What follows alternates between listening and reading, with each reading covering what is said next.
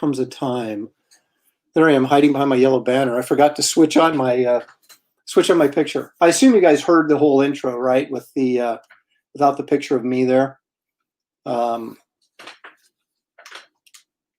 I'll tell you, this whole thing looks different when the banner comes on. I'm glad I caught that. That'd have been kind of funny to kind of sit there for 2 hours looking at that picture from my sketchbook.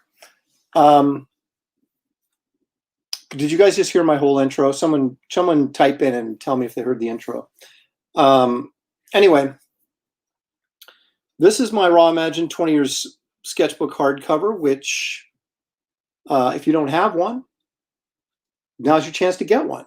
They're $25, and for this show only, postpaid, because I was going to be doing this weekend with free shipping, but since I'm not doing the Aaron Con,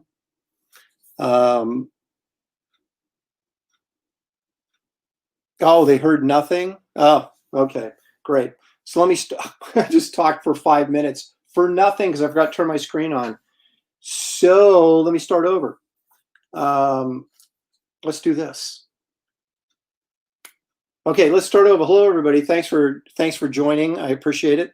I was a little late getting started. Actually, I wasn't, but I forgot to turn my screen on, so you guys couldn't hear me. Brilliant.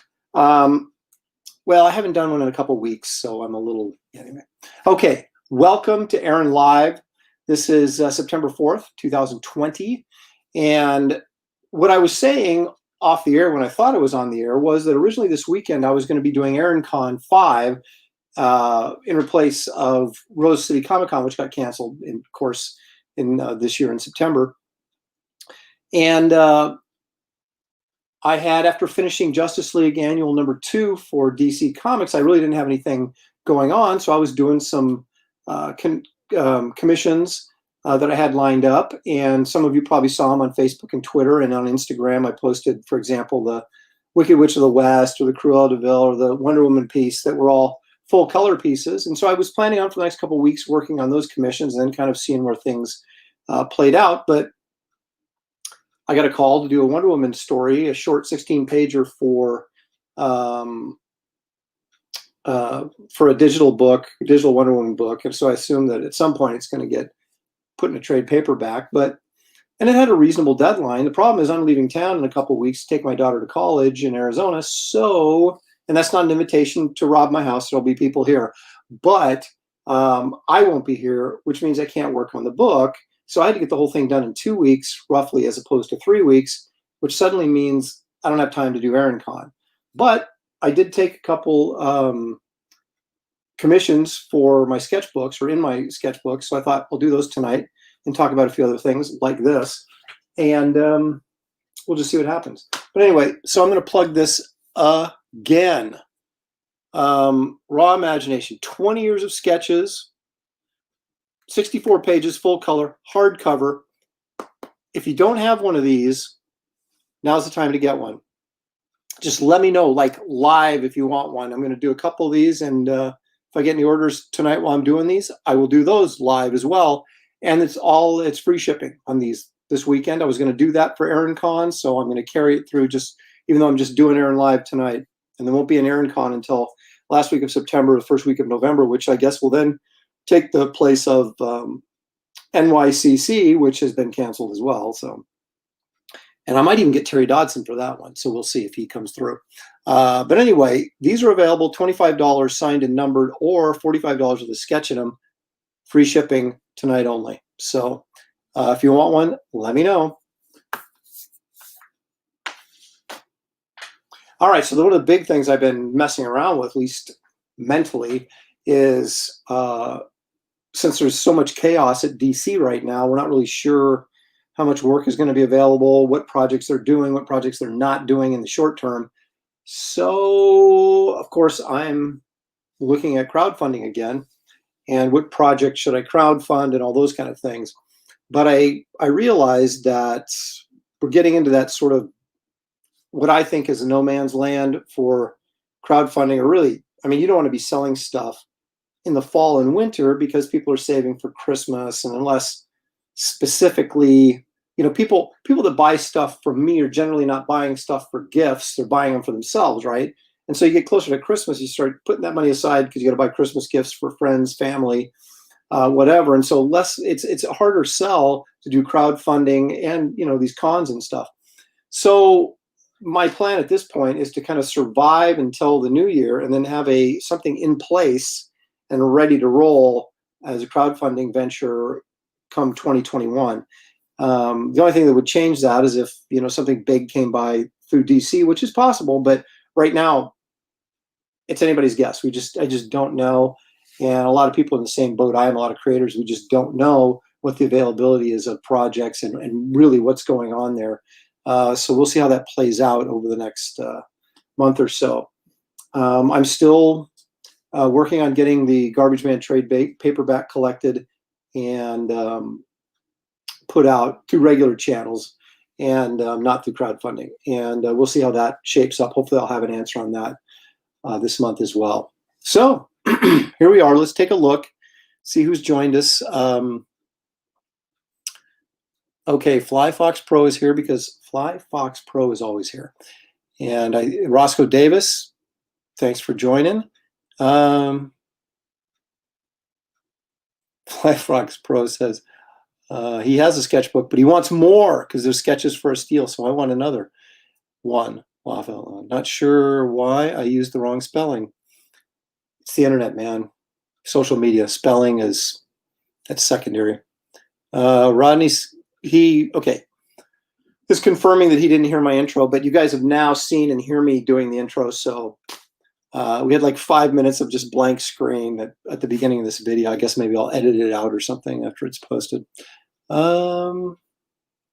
Fly Fox Pro, he says, I used to attend GCU. Well, there you go. That's where my daughter's going. I hope you had a good experience there and you're not going to tell me, don't send your daughter there. Let's see. Really love my sketchbook. Great variety of your work in there. Thank you, Rocky. That's one thing I do.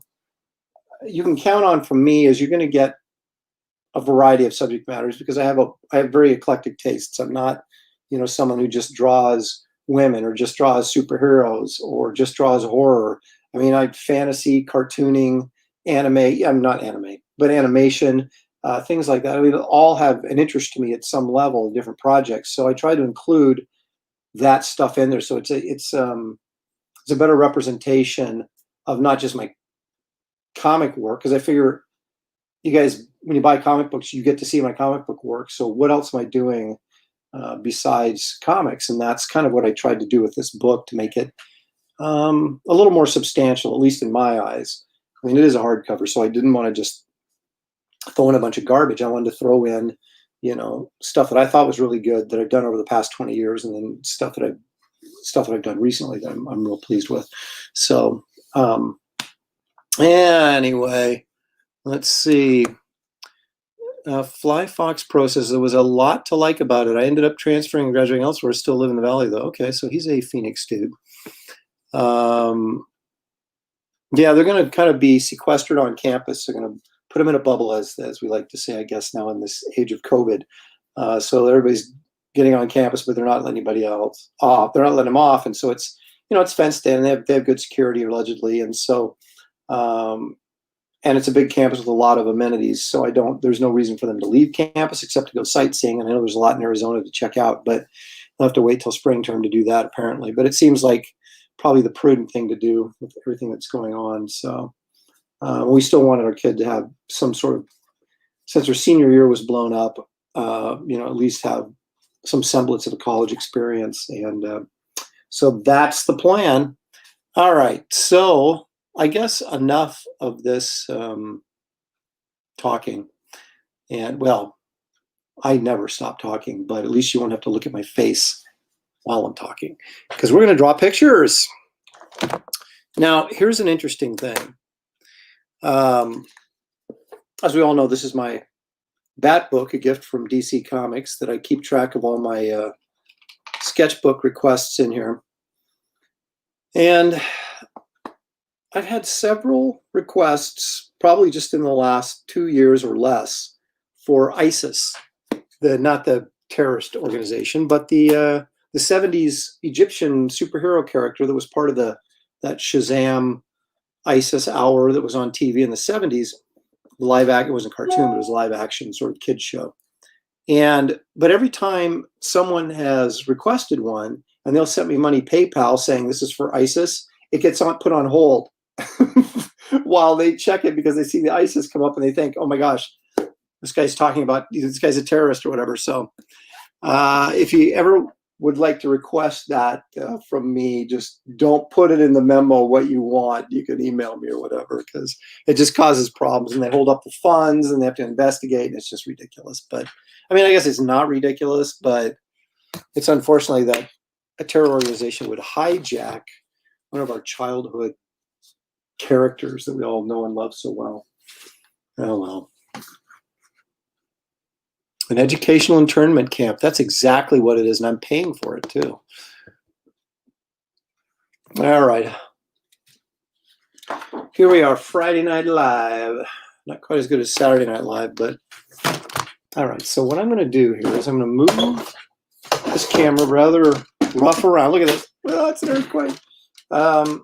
Just pretend it's like a Disney ride if Disneyland were open. I don't know. Maybe Disneyland is open. Is Disneyland open? It's got to be open, doesn't it? I don't know how Disney could go that long without making money. It seems so antithetical to what they do. Okay. Someday I'm going to figure out a better way to do this. What I should do is get an extension cord on this camera, and then I could just set this up at my drafting table, and we wouldn't have to do it this way. But that would require effort on my part, so let's not hold our breath waiting for that to happen. Okay. All right, so as I kind of gave it away, my first request here is for Rodney, who has joined us because he wants to see his sketch sketched. Okay. Boom. That's not bad. There you get that. Look at that. It's like a comic book frame with a wire coming at you. See, that wire drives me nuts too. I really have to do a better setup in the future. Sure I will. I'm going to move this over still even a little bit farther. There we go. And I'm going to dump the old Aaron Live, since I assume everyone that's here by this point actually knows what they're watching. So let's dump that. And it just says Aaron Lepresti down there in the corner. So we do have some verification of who I actually am. I'm going to go ahead and I'm not going to guarantee that we're going to do a likeness here of this character. I'm going to I'm working off screen here from a photo of the actress. I can't think of her name. I'm sure you guys probably know. So I'm going to do I'm kind of going to do a likeness that kind of isn't really a likeness, but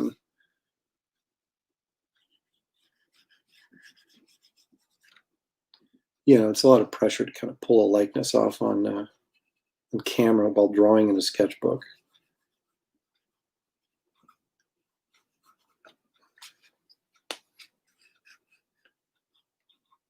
She does have a very distinct nose, though, so that might be the one thing that helps me kind of get there. I did do an Indiana Jones for somebody that, to look like Harrison Ford in the book. I didn't do it live, though. It took me forever. I was like, okay, that was dumb to promise that. But, for a $20 sketch, I spent a lot of time on it, trying to make sure that I got it to at least reasonably look like Harrison Ford.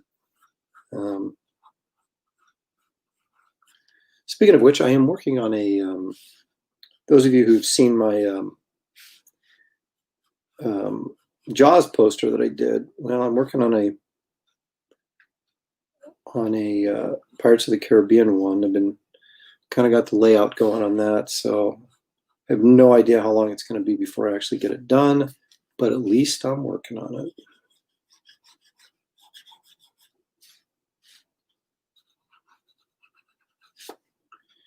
Okay, no, Disneyland is still closed. Wow, that's amazing to me. Warren wants to know, are you taking a break from drawing Wonder Woman? I am, but just a very short break. After saying I was going to do Aaron Con, I didn't want to just not do anything, So here I am doing something.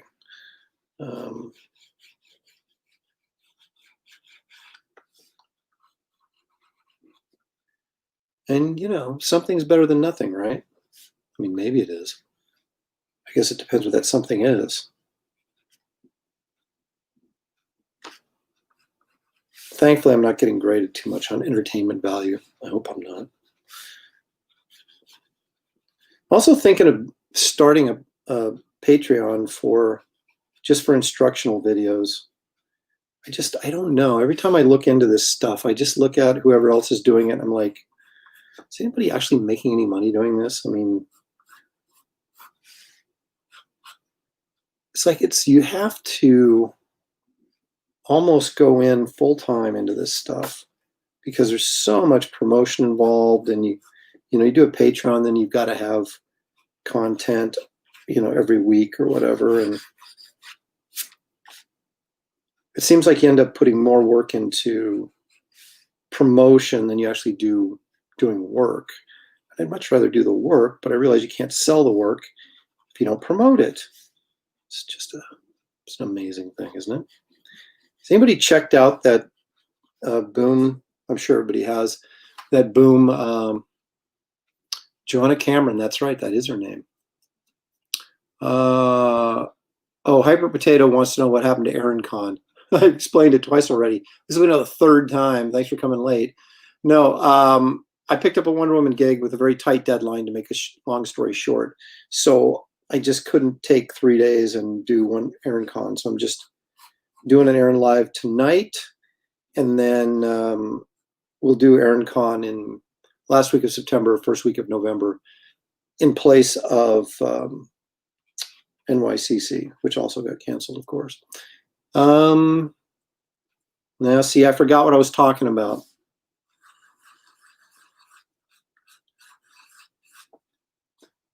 I find it hard to Disneyland. I find it hard to believe that Disneyland is still closed. I actually find it hard to believe that Oregon is still closed down when we're like one of the least affected states in the union for COVID, and yet still, I mean, it's not really shut down. People are open, but we haven't got past phase 1, which I think is a little bit silly, but what do I know?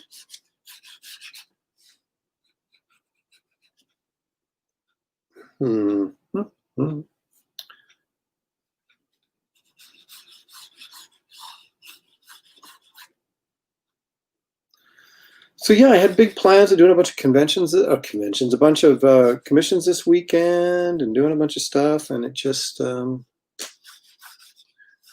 was not to be. Not that I'm ungrateful for getting a Wonder Woman gig. Small as it may be, it's still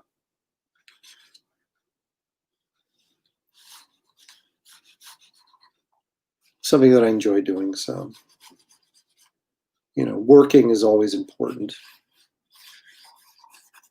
Family, always expects to eat and dumb things like that. It's kind of like, oh sure, now I've got to earn money and feed my family. What's that all about? No, of course, joking.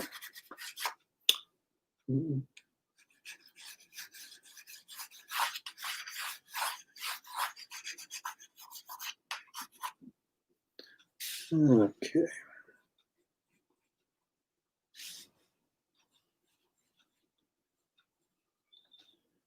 Sometimes it's kind of nice, even if you're not really necessarily trying to capture every bit the likeness of the photo you're working from.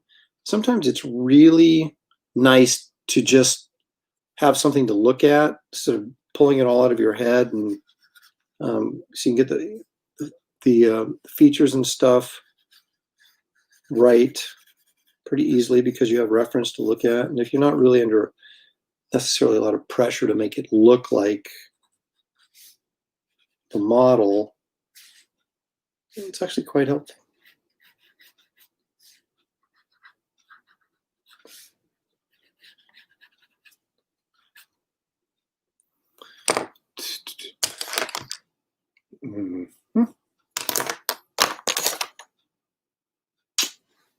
All righty.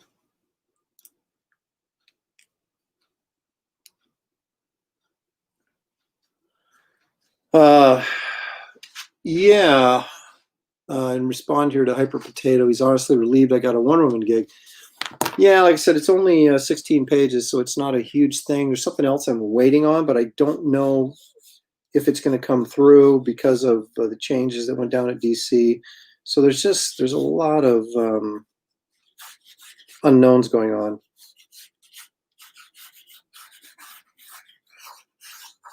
I wasn't necessarily hunting anything either because I had commissions I had to do. I was going to wait to see if something came up, and then if it didn't, I would, maybe to go to some of my other outlets because I have good relationships at Archie and Dynamite and other places that. In fact, I was even considering reaching out to Marvel, but I'd only think I would do something at Marvel if I was writing it. I don't trust a lot of what they're doing with their characters these days, and I don't want to do something that I wouldn't really enjoy. So,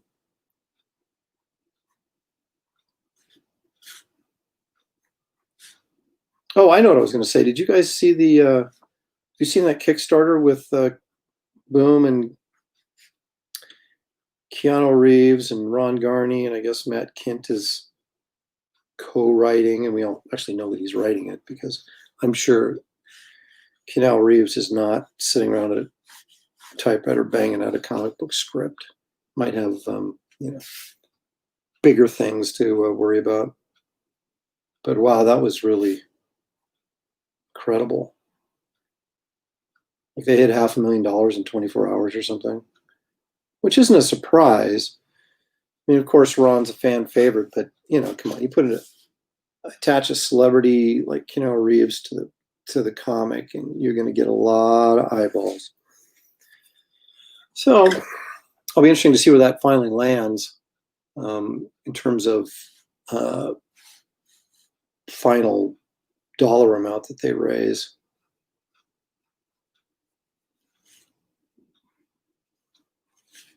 How come Keanu Reeves didn't call me up? I wouldn't mind making $1 million in a comic book. No, I think Ron is probably the perfect artist for what that series appears to be. So, and Ron's a good friend of mine, so I'm glad he's doing well. I've seen the Kickstarter, planning to wait for a regular release and focus my Kickstarter dollars for smaller books. Well, that's awfully considerate of you. That's true, because I think obviously Boom is, they're kickstarting it, but that book is going to be eventually available through comic shops. So, but I assume they're offering some sort of exclusive signed comic that Keanu Reeves is going to sign and the whole creative team is going to sign. That would be I haven't really looked at it closely other than the dollar amount, because I was like, oh. In this picture I'm looking at, she doesn't have earrings, which really surprises me, because you would think that an Egyptian goddess would have like some sort of, earrings hanging from her ears that was representational of her shtick, or I should say her shtick.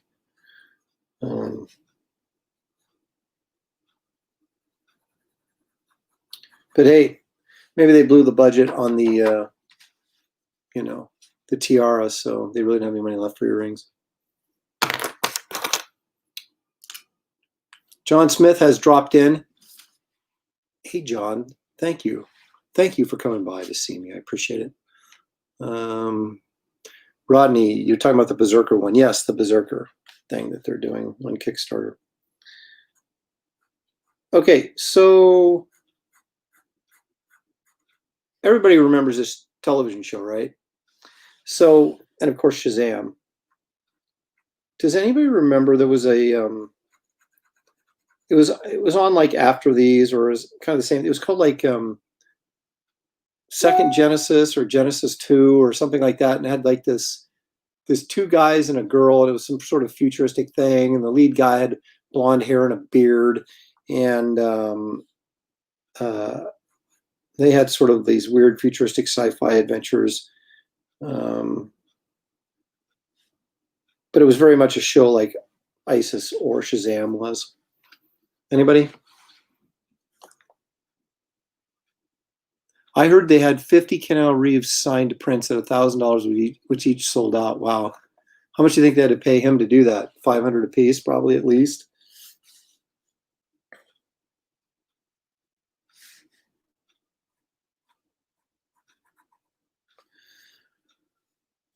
I'm just not a big Keanu Reeves fan.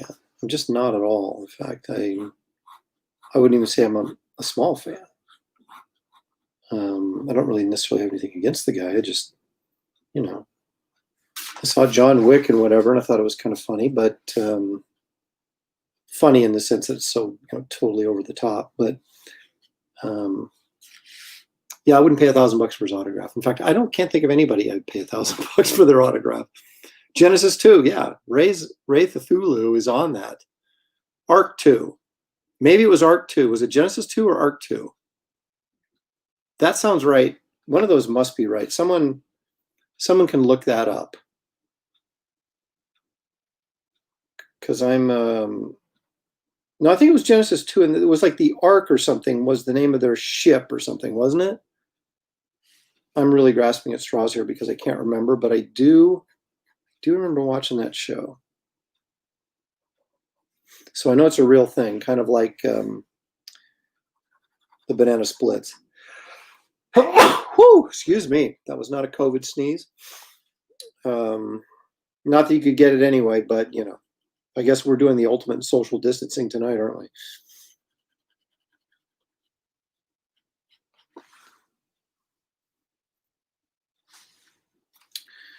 Oh, it's all coming together.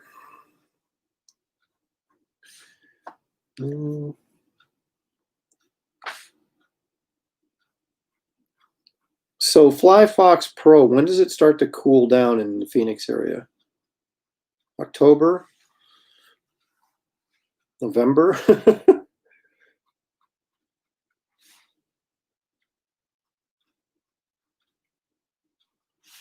We were originally supposed to go like in August 16th, and it would have been like an average temperature of like 115 or something ridiculous like that. So it was Arc 2 is the name of the show. Okay, cool. But, yeah, so we were originally supposed to go in August. And I'm like, man, I was just dreading that because I knew it was going to be just intensely hot. And then they moved everything back a month because of COVID. And now they're saying, we might do this every year now because it's not as hot. And I'm like, you just figured that out now? I remember going when I went down to USC, when I went down to film school, and we had to go start it in August. And just Southern California was blistering hot. So I can't even imagine what Phoenix would be like in August.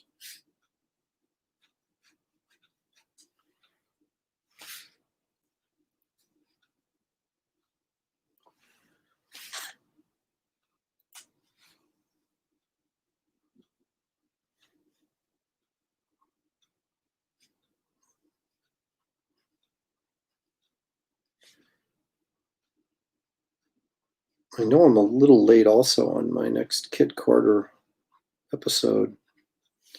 I'm pretty sure I'm going to do a video on that.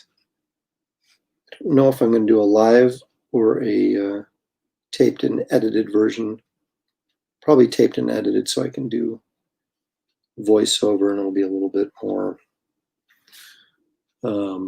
structured, shall we say, and not feel as off the off the cuff.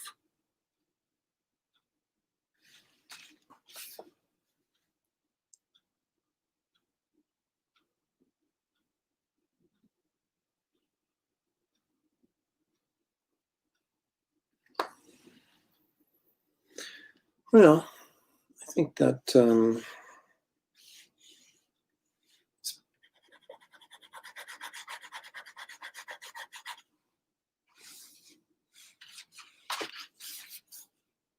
not bad. It's not bad for drawn inside a book on camera with thousands, hundreds, tens of people watching. You should include the subject matter in your recorded video titles. You should include the subject matter in your recorded video titles. They're in the description, though. Are you talking about the Aaron Live things, or the when I actually do instructional videos? Oh, they get a little bit confusing when I go. Oh, I see what you're saying. Yeah, because they're all episodes from my. Yeah, it's like talking comics and art with Aaron Lopresti. Yeah, all the stuff's in the description, but yeah, I get your point. I probably should do that. Maybe I'll go back and do that. It's one of those things like, yeah, if I have spare time, I hope I don't have that much spare time, but if I end up having that much spare time, I should go back and structure those a little bit better. I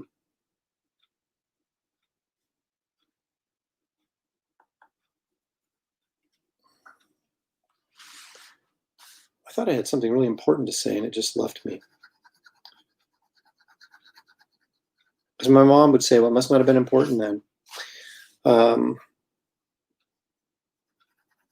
Oh yeah, I got to do something about my original art too. I was going to, I mean, I do have a website, but it's just, I don't maintain the website myself, so I'm sort of at the mercy of a guy who's doing it out of the kindness of his heart. And so it comes down to when he has spare time to do it, and listing original art is time consuming. So I'm thinking of listing it all on Comic Art Fans, because that I can do myself. And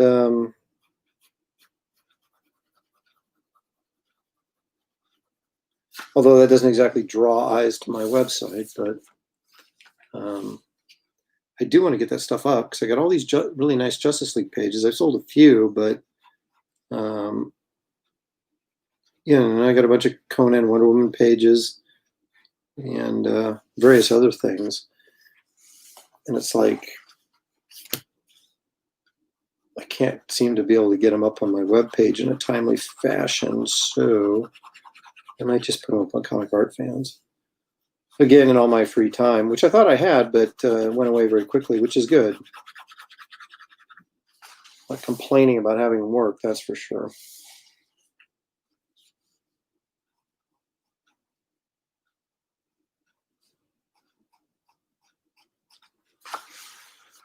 Let's see. I used to work as a social media manager and managed a company's a YouTube channel as part of it. Oh.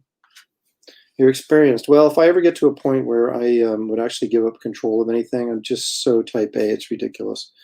I will certainly keep that in mind. I had somebody wanted to kind of like be like a, what would you call it? An MC. That's not what I want to say, but of this show, it could basically ask me questions, and I'm like, it just sounds too much of a hassle.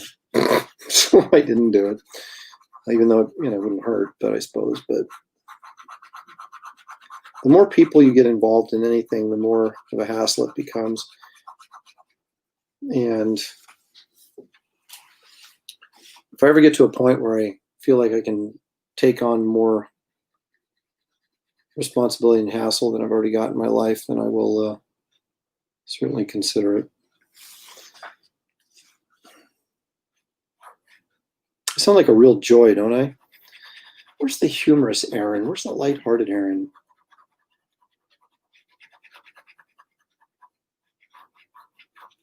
I don't know.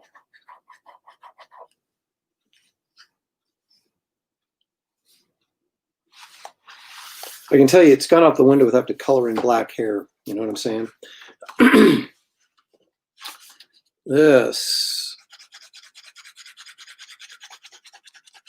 This is a pain.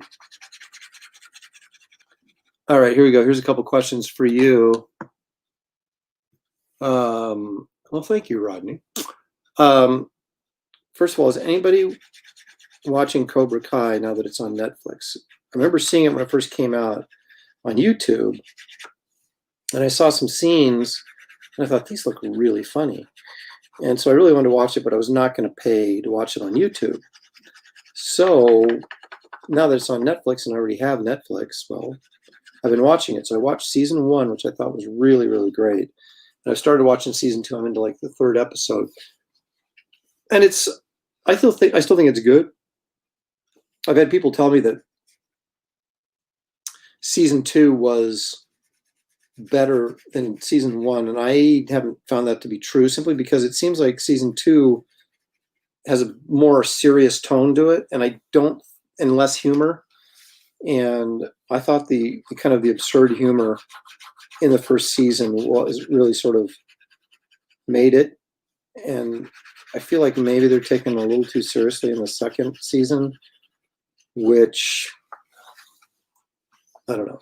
We'll see how it turns out. Like I said, I've still got quite a ways to go in that, but I do think it's a really enjoyable show. And I haven't watched a television show since Lost, so that gives you an idea of how long it's been since I got suckered into watching multiple episodes of a show. And thankfully, the Cobra Kai stuff's only like 30 minutes long an episode, so it doesn't require a great deal of time to sit there and watch it.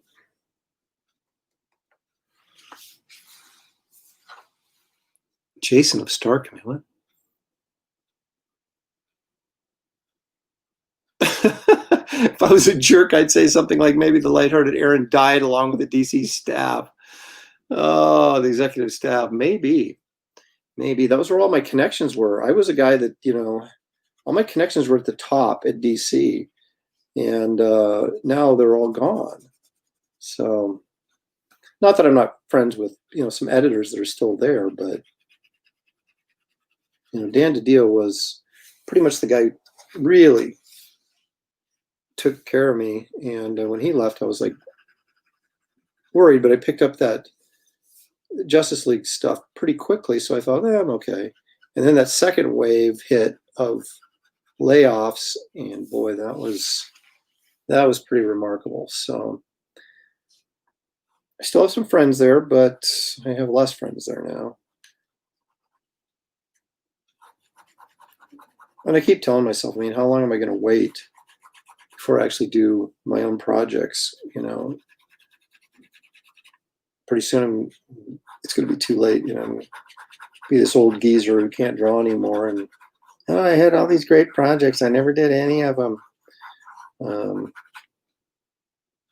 So we'll see. We'll see how it shapes up.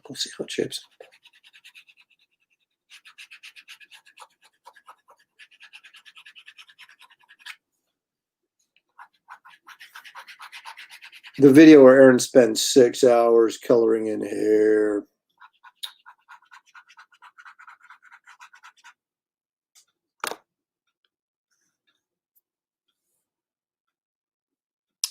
All right, so I get one response to the Cobra Kai question, and that's all right. But how about this? Okay, I just found out about Jendi Tartakovsky's show Primal, which is basically, I guess, a caveman and a dinosaur, and it's like really bloody. So it's like, I got to see this. But it's like on Amazon Prime or something, or I guess it was originally on Adult Swim, which I guess you could only get in reruns. Now I don't know. I don't know if they're still playing those episodes on Adult Swim or not. But I kind of want to watch that, but I don't want to pay to watch it. So I'm just curious if anybody's watched it and if it's any good. I hear good things about it.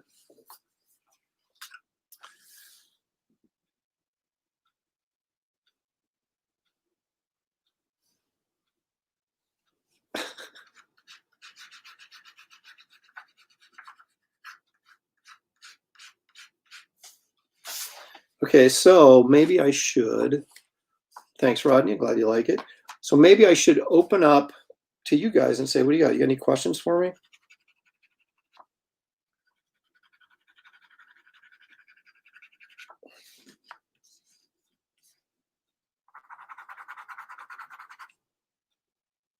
When is my caveman dinosaur book coming out?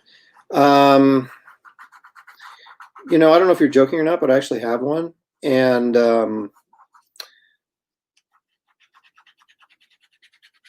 I don't know. My biggest problem is I'm one of these, the old saying, paralysis through analysis. That I'm that guy. I sit there and think and rethink and rethink and rethink and, talk myself into doing something, then talk myself out of it because, oh, no one will buy this, don't do it. And then you talk yourself into something else and then you talk yourself out of that. And I've got multiple projects that are actually developed. Okay, not just like ideas, but they're actually developed. And I just don't know which one to do because none of them are what I would consider mainstream properties. Okay. And then you think, well, should I do a property that has a chance to be sold as a movie? Well, I can tell you right now, a dinosaur movie, that's not going to fly as a film. It's too expensive. No one's going to do it.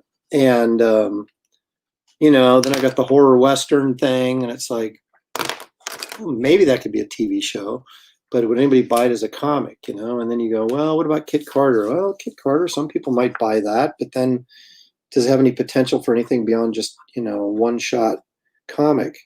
So I'm constantly talking myself out of these ideas that I have.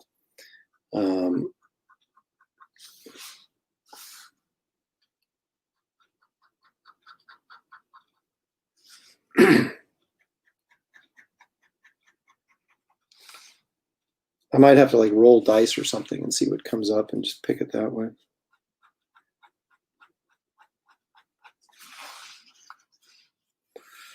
Okay. She's mighty. She's Isis. And she's done. Alrighty. Let's sign this sucker. And then find out what like that.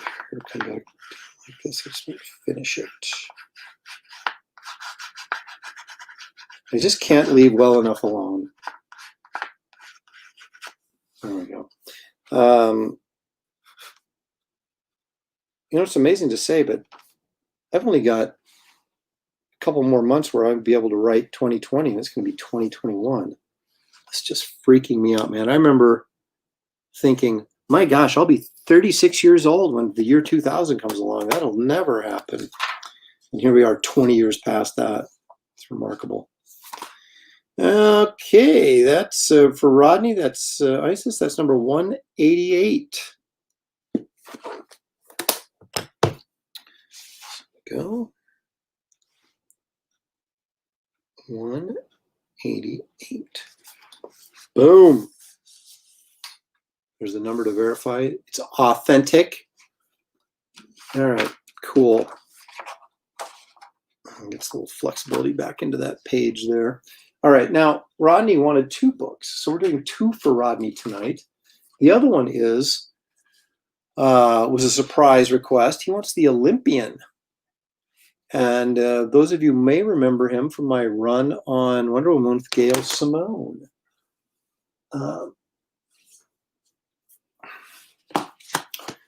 So let's take a look at that.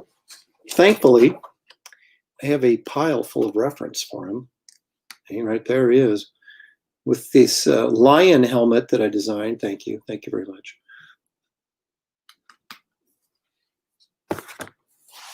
Those are the good old days. That was like 10. That was more than that. This was like,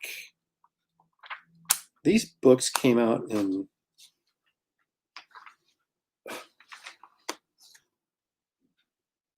like 12 or 13 years ago.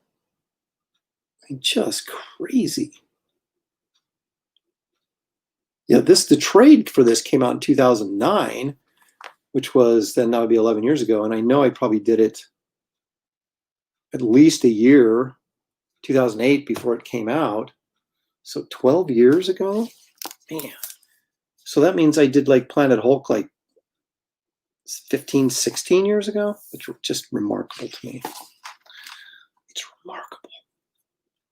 But I guess we all get older, don't we?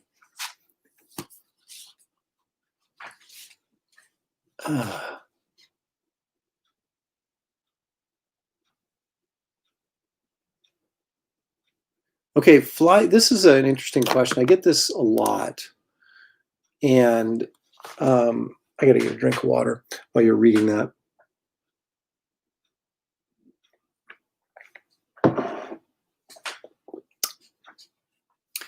It's a yes and no question, but I'll explain that. In that, one of the things you learn in film school is you don't do like particularly goofy things, Dutch angles and so forth, crooked angles, dramatic low angle shots when you're doing film or television, because you don't want to call attention to your shots to kind of draw people out of the film, right? If they're thinking about, oh, that's a cool shot, or that's a really weird shot, like if you even look at the Batman stuff, I think even Keaton probably did it in the first Batman movie. He had some of those crooked low angles of the Batmobile driving by and stuff like that. And it seems so funky to us in real time that it just totally pulls you out of the film. And so the idea with directing or visually interpreting a film is creating stuff within the panel that gives you depth and composition that's really interesting, but you're not necessarily messing around with the camera a whole lot to the point where it becomes distracting. And so when I started after film school and I started pursuing comics again, and I say again, I mean, I drew comics growing up. That was my passion. That's what I was going to do before I kind of got sidetracked in film school. But I was going to do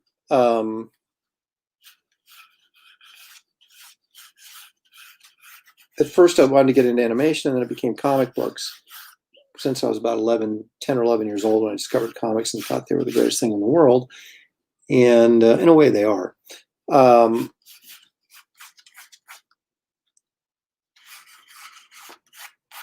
But I totally lost my sense of visual dynamics that are very important in comics. Because you don't have to worry too much about pulling someone out of a comic book story. There's no, how should we say, there's no false impression that you're not reading a comic when you're reading a comic, right? You read it and you can enjoy it and get into the story and the characters, but there's no presumption. That's the word I was looking for. There's no presumption that that you're not reading a book or a story, right? And so you can do some funky things within the story or in the visual storytelling, and it becomes part of the cool factor of the whole design of the page and the whole art experience, right? It becomes something different that once you read the story, and let's face it, you don't spend more than a minute on any one page while you're reading a comic, but if it's got cool artwork, after you read the story, you may go back and take a look at the artwork over and over again. And so all these little nuanced things that maybe you do, or maybe even things that aren't that nuanced, become kind of cool as a piece of art in and of itself. Well, I sort of lost that dynamic from going to film school because I started presenting everything very sort of traditional. And my storytelling improved in terms of clarity, but it didn't really improve in terms of dynamics and visceral impact. So I basically had to go back and like start taking a look at what Jim Lee was doing, who was on X-Men at the time, and guys like that, and sort of kind of recapture some of those storytelling things that you would do visually in a comic book that you wouldn't necessarily do if you're shooting a film. And it's so funny. I went back and looked at like comic pages I did when I was 12, and they were actually, their layouts and stuff were more interesting and dynamic than what I was doing when I got out of film school. So I thought that was kind of funny. So I had to sort of, backtrack and how I approached that. Let's see. Is the Primal the BBC series? I have no idea. Talk to Doug TenNapel. He probably has good advice on what would sell into Hollywood. Yeah, that's probably true. Rocket Raccoon and Gromit are well-known characters now. Anything is possible. Well, that's true. Hey, Kristen Kaiser Grant has joined us. Hello, Kristen. Thanks for popping in. Yeah, Groot, not Gromit. Yeah. Wallace and Gromit. Hey, I love Wallace and Gromit. Jalapeno milk. You do the best McCheese ever for me, the best Mayor McCheese. Well, you know, when you get a request for that, you really have to go all out. I'm here for the legs. Speaking of drawing things, Mecca, your stuff is packaged. Just need to get it to the post office. You're not talking to me, obviously. Oh, okay. Still need to get Planet Hulk. Roscoe Davis, are you kidding me? You do not have a trade paperback of Planet Hulk. It is the greatest Hulk story ever written, and I'm not exaggerating.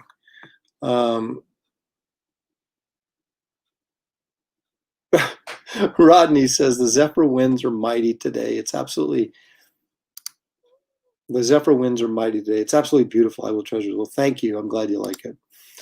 Let's see if I can do as well on the next one here.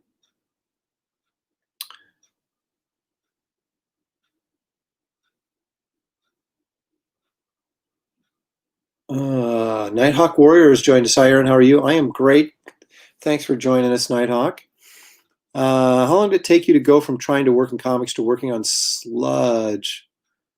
Let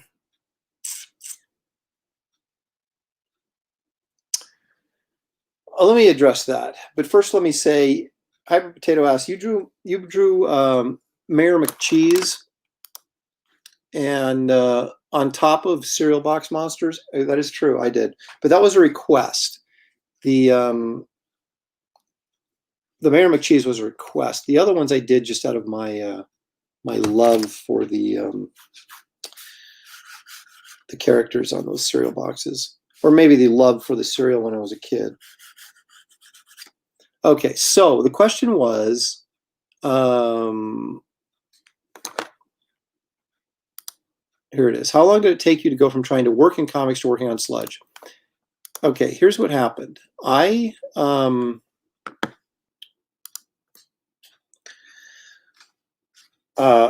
I got out of film school, I worked at TriStar Pictures for a while reading scripts.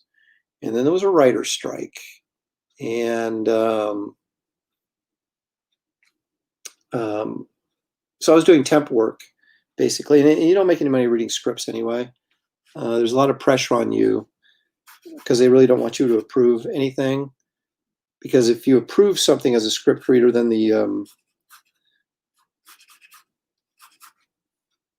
producers actually have to read the script. And then if they don't like it, you're in huge trouble. So they basically encourage you not to approve anything, which is kind of hard because you'll read stuff, you go, wow, this is pretty good. But I'm afraid to say it's good because I don't want to get fired, which I got fired anyway. But so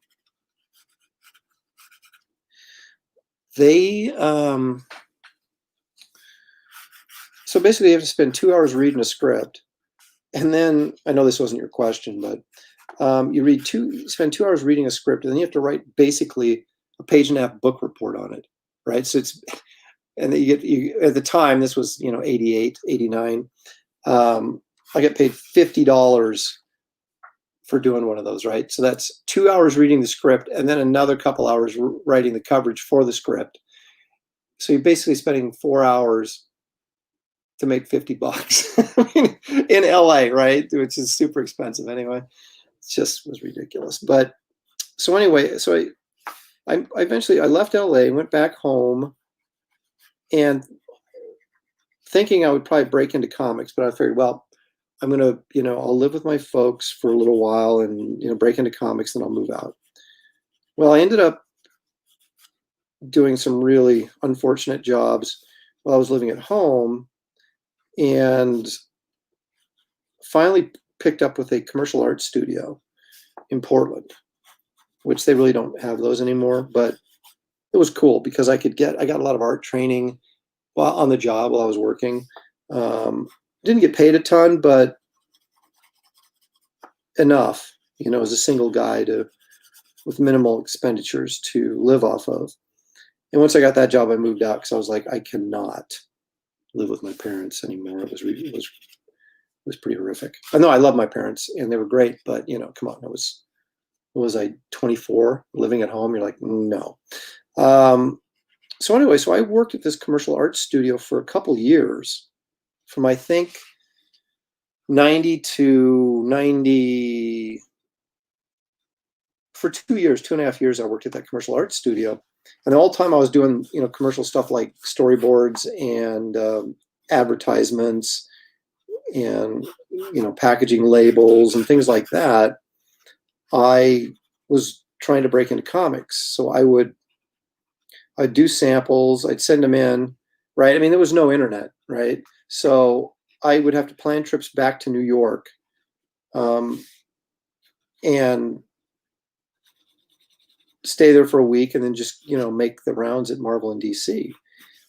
And I did that about every 6 months. I'd go back to New York while I was working in commercial art. And so I was making enough money to kind of pay the rent, as it were, and then spare time with putting together comic book samples, which is not as big a chore as doing your own book on the side, right? Because you're only doing, like, if you do a sample, you're doing, okay, I'm doing 5 pages of a Spider-Man story or something that you can show editors, or that you're showing your stuff to. And so that's not a colossal time commitment, right? But then I picked up, I got stuff at Marvel. I started doing which was a humor book,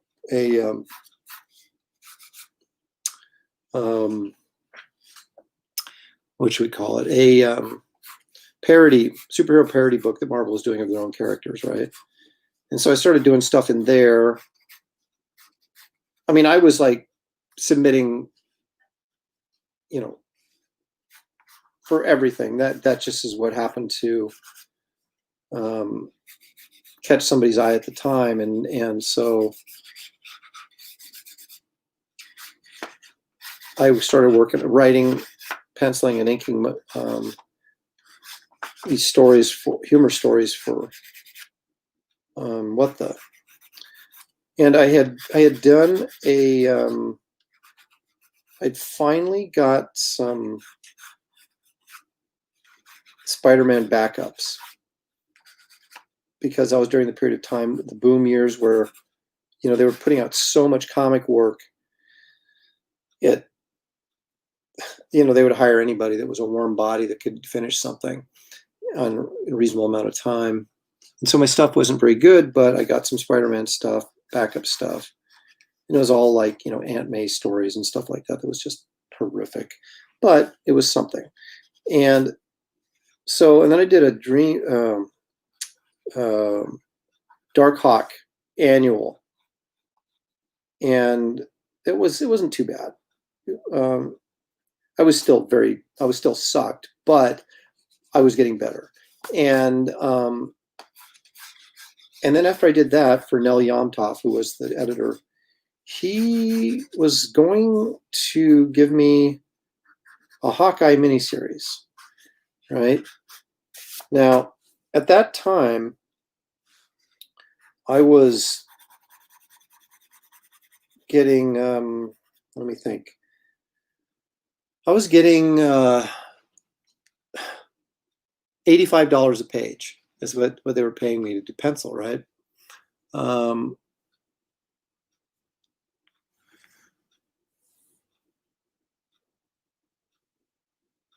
Unfortunate jobs. Aaron was a leg breaker for the mob. That's confirmed. Oh, that's funny. Am I going to be on Friday Night Auctions tonight? No, I'm going to go back to drawing Wonder Woman as soon as I'm done here.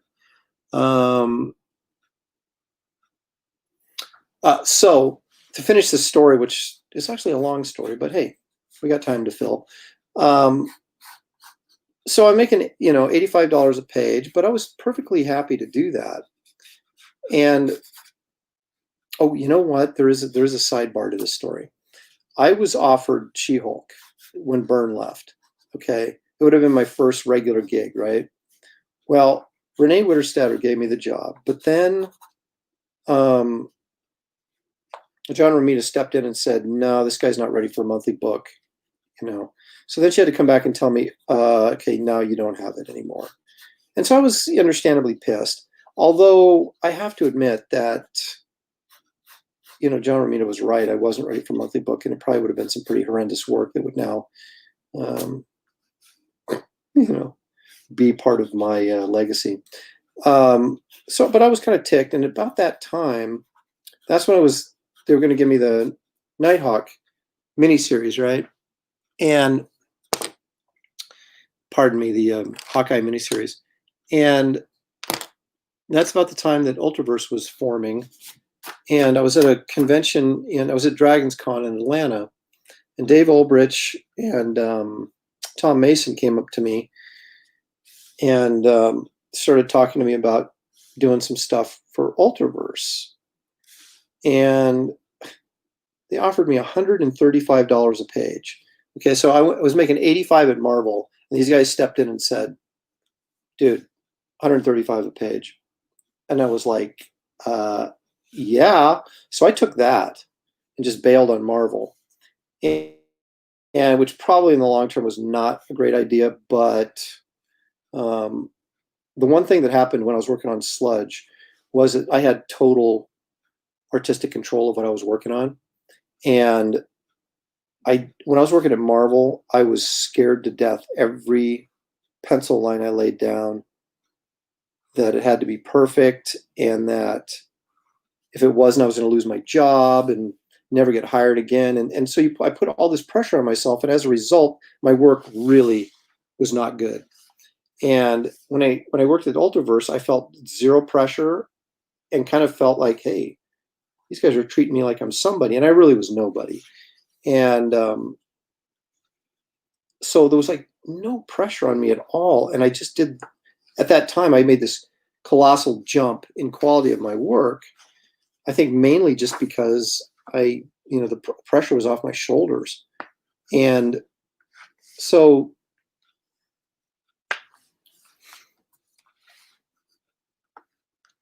I think I made an artistic leap at Malibu that I probably might have taken me longer, or maybe who knows what would happen if I'd stayed at Marvel. I might have done a crappy job and they got so pissed they never would have hired me again. So, I mean, who knows? So that's kind of, so once I got out of film school, it took me a year to get hired at the commercial art studio, then another 2 years before Sludge. So it was like I was toiling in obscurity for at least 3 years. And I was already old at that time, because most guys, try and get into comics right out of college or right out of high school, right? Or at least they used to. And I was, so get guys starting their careers when they're 21 at the latest, and I was, by the time I got to doing Sludge, was when I really feel my career started. That was what, 93? I was 29 years old. I mean, so I was like, like Terry Dodson and I broke in at the same time, right? But he's like 8 years younger than me. So I really should have been breaking in like 84, and but I was in film school, so I wasn't. And going to film school, I didn't draw a bunch, so it really sort of retarded my skills. And so it took me a long time to get back to a level where I could actually do professional work, or get to a level where I could do professional work. I mean, you stop drawing I drew very little from age 18 to age 23. That's a long time. I mean, I drew, but not very often. Just more recreational stuff. And that, as a result, it just, I was way behind where I should have been for my age.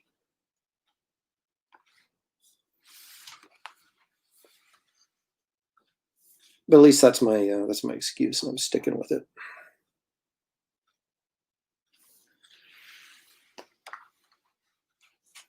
Do I have a full Sludge run I could sell you?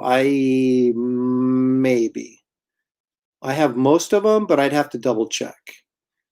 If you want to message me or something on Twitter or Facebook or wherever and remind me, I'll check. That's the Fly Fox Pro. Hey, Lloyd's joined us. Hello, good sir, and everyone. Hello, Lloyd. Thanks for dropping in.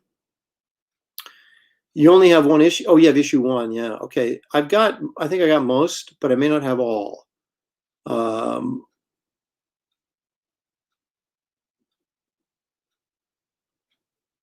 Do I know Jim Amash? He did some sweet inking on One Mantra. That name sounds vaguely familiar, but I don't know him personally. Nighthawk Warrior wants to know if I'm going to draw any more Garbage Man or Kit Carter.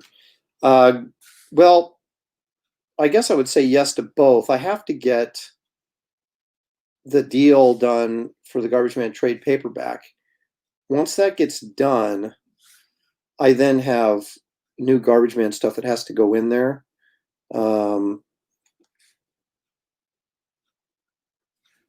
So technically, yes, I would be drawing new Garbage Man, although it would not be new story stuff.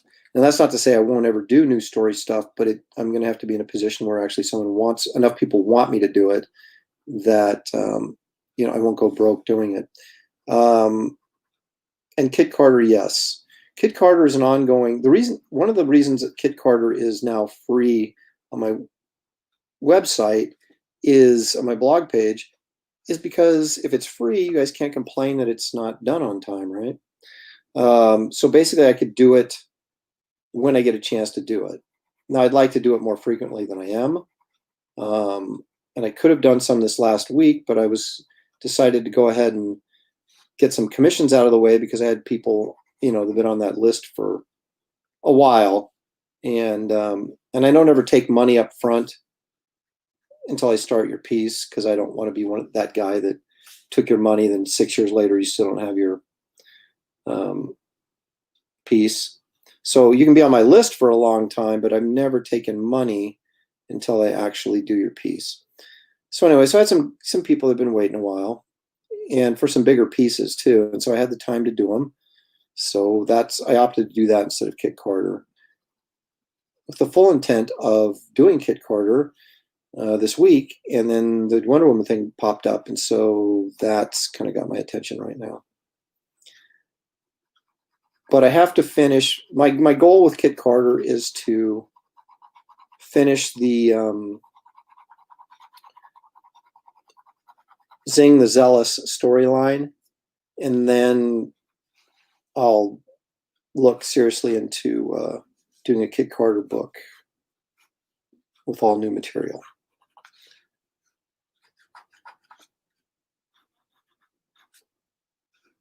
But I've still got, I think, 4 or 5, one-page episodes to do with Kit Carter before I am done with that. So, Hyper Potato. I love Sludge and the most of the Ultraverse. There was some good stuff in Ultraverse. It was like, I've worked for some decent independent companies. Sadly, I've worked for too many independent companies. I think that's a sign that you're constantly struggling with your career. But like CrossGen, we did some really nice stuff at CrossGen too. Sludge might have been the first time in my life where I felt like I was doing close to professional work. But the stuff I did for CrossGen, the Mystic stuff, that was really, sounds very arrogant or self-serving, but that stuff turned out really well. That stuff I can look back on and I'm still quite proud of. That's where I hooked up with Matt Ryan, who's inked most of my stuff since that time. Not all, but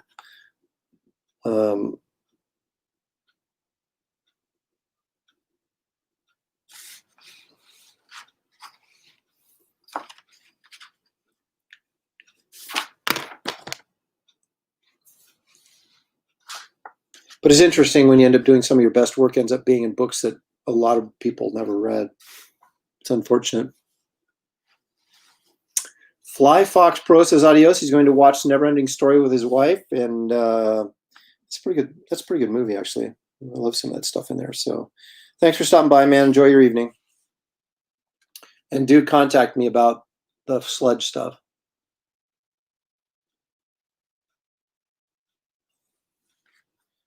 See, Lloyd has all of them. Lloyd has all of the sludge material.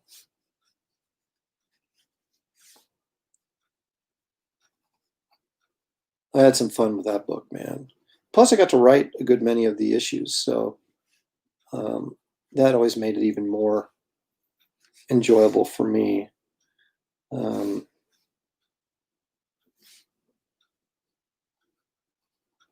Gerber did some tremendous writing on that book. He just didn't do a whole lot of it.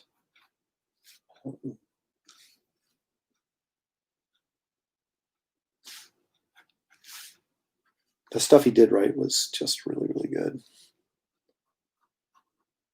But he opened the door for me to do a bunch of writing because he was unable to keep his deadlines.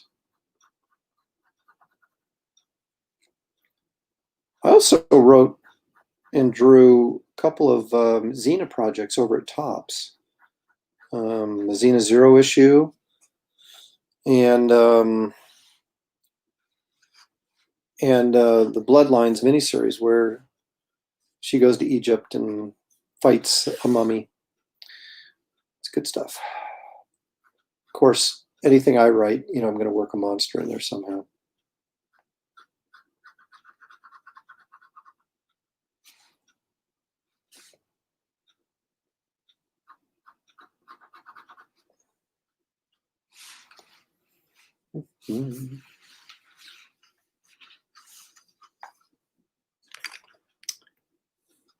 I tell you, man, doing shiny stuff on metal.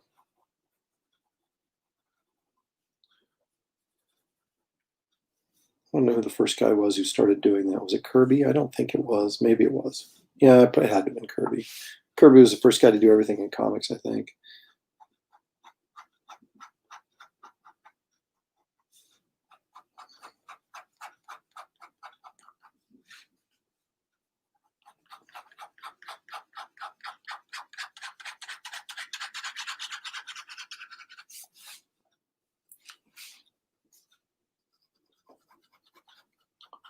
I remember taking, when I was in,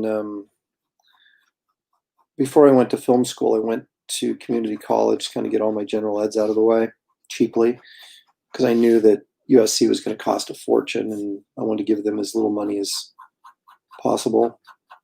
So I took like an airbrushing class, which I probably don't even offer stuff like that anymore. You just take like, Photoshop or whatever. But that's where I learned kind of the idea behind how to do shiny stuff on chrome. So I sort of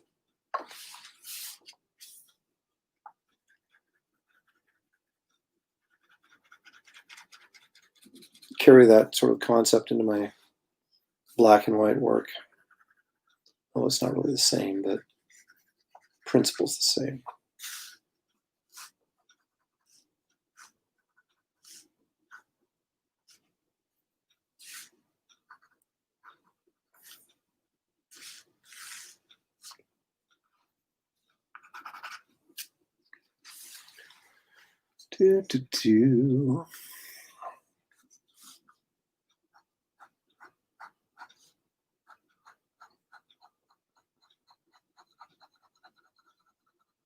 Now, I assume all you guys picked up my Justice League stuff, right? You're supporting the cause, right?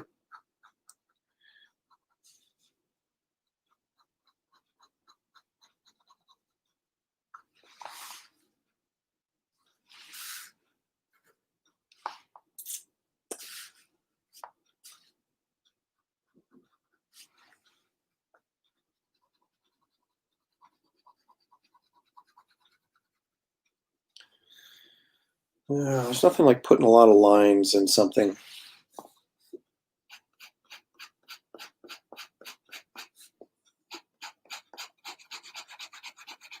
Busy work goes a long ways in comics.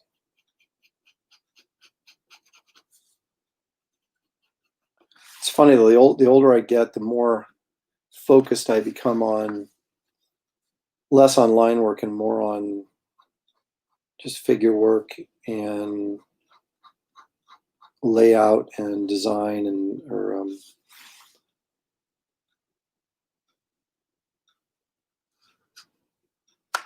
the more basics of art, because anybody can throw a bunch of lines over the top of something, but it's kind of like how well is it drawn underneath? That's kind of where my focus is, and that maybe all this line work is not all that necessary. I mean, I still use line work, obviously, but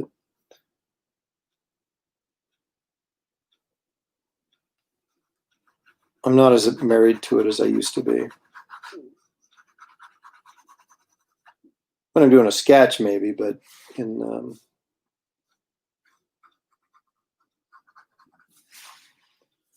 when I'm doing panel art, not so much anymore. And then plus the colorists do so much anymore. You don't even, you know, a lot of times if you have a good colorist, that's a great thing. If you don't, then they end up, you know, coloring so dark or day glow that, you know, your line work becomes practically non-existent in the final print job. So you have to kind of ask yourself, well, why should I put a bunch of time in doing line work when it's not really going to show, because the colors are going to be so dark and or garish or whatever that you're not going to really see it. I mean, back in the day when they were doing flat coloring, you know, guys like Barry Smith or whatever would go in and render the crap out of Conan, and you saw every piece of line. Nancy Pelosi now blames Aaron for telling her to get her hair done. I'm not going to, I will either confirm or deny that I had any contact with the hair salon or Speaker Pelosi on that. So, wait a minute. Oh, you're going to say, Lloyd says, I have all those. Also, they are the wife's books. I assume you're talking about Mystic, not Sludge.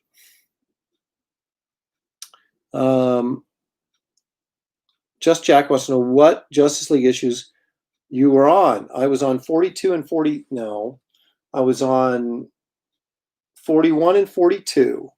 Okay, which was not my story arc. That's Doug Mankey's story arc. But I was, I don't know what happened. That I think Doug got on the book late. They gave it to him late, and so I had to help him out. Hey, there's the Olympian.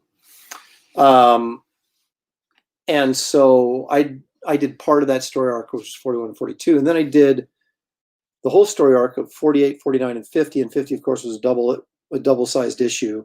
So I ended up doing what essentially amounted to 4 issues worth of work, bit in 3 issues. And then I did the annual right after that, annual number 2.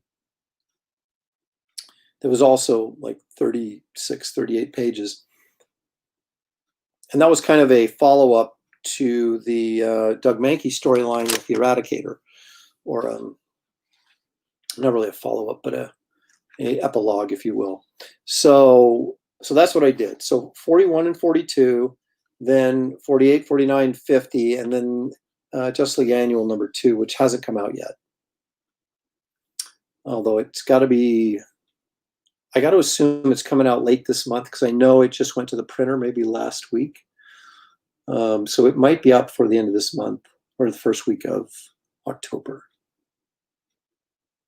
Paul, what do you have to say? You say, I haven't been to a comic book store since this started. Normally buy your stuff, Sharp, Stelfreeze, Dotson, and J.H. Williams. Sorry, but I haven't bought, but I have bought 2. Okay. All right, Paul, that's fine. I'll accept that. If you bought a couple of sketchbooks, then that's okay. You didn't get the comics. Oh, Xena's, or Lloyd says Xena. So those are the ones your wife has, I assume. All right, I'm going to call this good, because this is it's done, and that's why I would call it good. Well, actually, I shouldn't call it good. I should just call it done. I'll let you decide if it's good or not.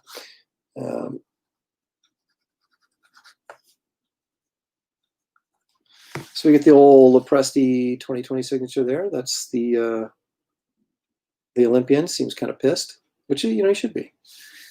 He's a warrior, so he's gonna be a little ticked off. And I can't remember. I think it's 189, but now I can't even remember. So now I got to check.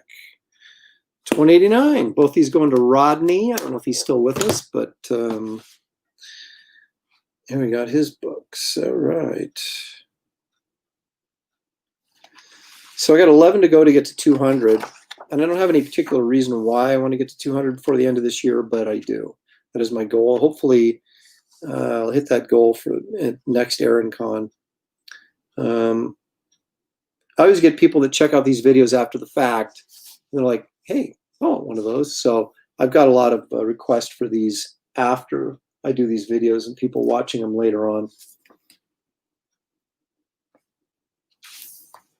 All right, well, if I don't have any more requests, I really don't have anything else to draw. Sadly, I cannot show you the Wonder Woman splash page I'm working on right now. I can show you my old legs, though. So let's do this. Let's move this back. Go here. That's way too close for comfort right there. That is some scary looking stuff. So let's move back. What was that old joke in the movie Tootsie when they had the camera on Dustin Hoffman when the director said, hey, can you pull back a little bit? And he goes, how does Cleveland sound? So yeah, I need to look at this. That is what I call just fabulous camera technology going on right there. Then I can sort of see, then you get your little banner back there with your name on it, AaronLopresti.com, which I think is vitally important for you guys to know. Where you can find me. Let's see. She loves the Xena show and decided to get all of her comics also. Well, you know, the funny thing is I used to think that show was just stupid, right? But I never really watched it. I just kind of on the periphery would see advertisements for it, but it was super popular. I'm like, what gives with this show? And well, when I got the gigs drawing Xena, I was like, I got to watch this show now, right? I got to it still needs to come down. I've got to get, reference material for it. I've got to figure out what the character's all about, because I was writing these stories too, and I had no idea who the character was. So I started watching the show. And then, so it was like whenever it was on, I can't remember now, it was on Saturday night or Friday, I can't remember.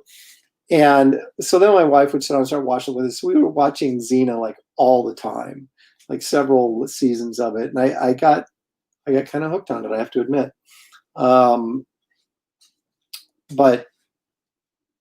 And Lucy Lawless, oh my gosh, if they could have got a Wonder Woman movie together, back in, the 90s, she would have, I don't think, as much as I love Gal Gadot, Lucy Lawless would have been the perfect Wonder Woman, in my humble opinion.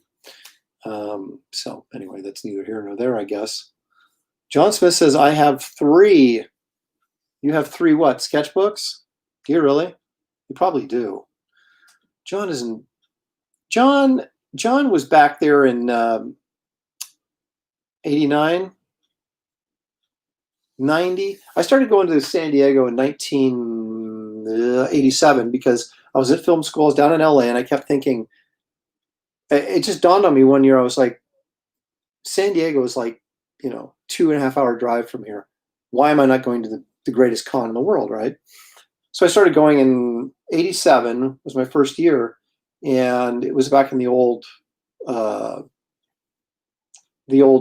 convention center.